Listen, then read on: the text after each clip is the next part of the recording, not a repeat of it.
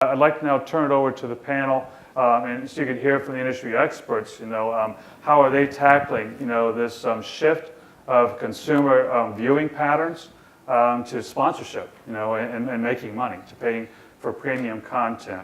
Working at a linear television company and selling television content online, you have a couple challenges.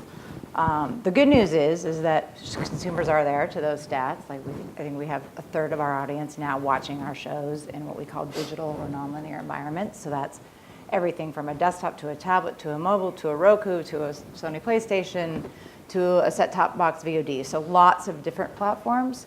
The challenge for us has been what you alluded to. One is the tolerance for consumers in those environments.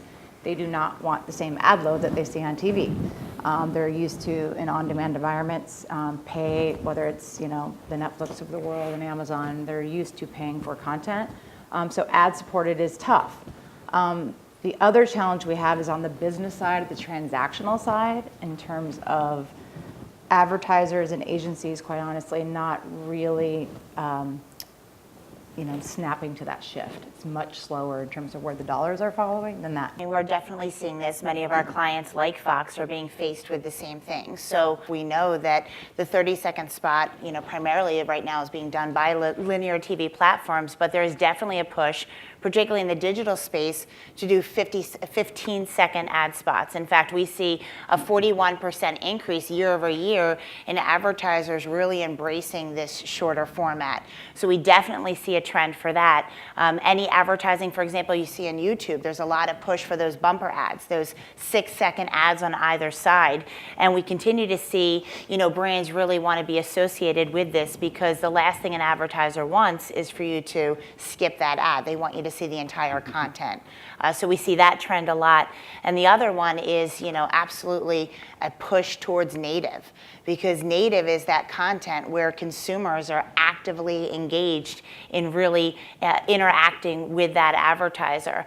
There's been several studies that we've seen. One is saying that a consumer is 53% more engaged with that brand and actually reading the content through to its completion.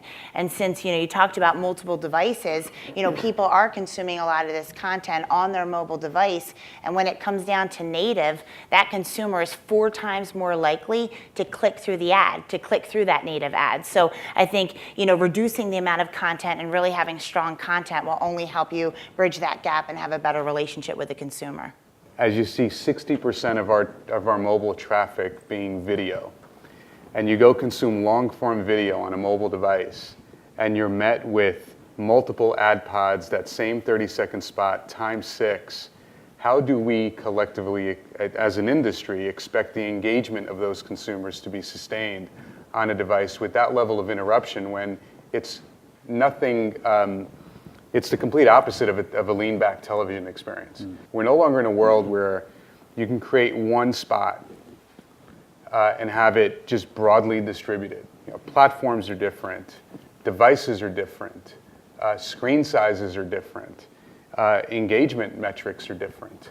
You can do things with a mobile device you can't do with a television, and we should be taking advantage of those, dropping ad loads down to a point where they're reasonable, increasing the entertainment value of the advertising and the consumer value prop of the advertising itself, and engaging that consumer in a much more holistic way, in a data-driven, much more targeted fashion.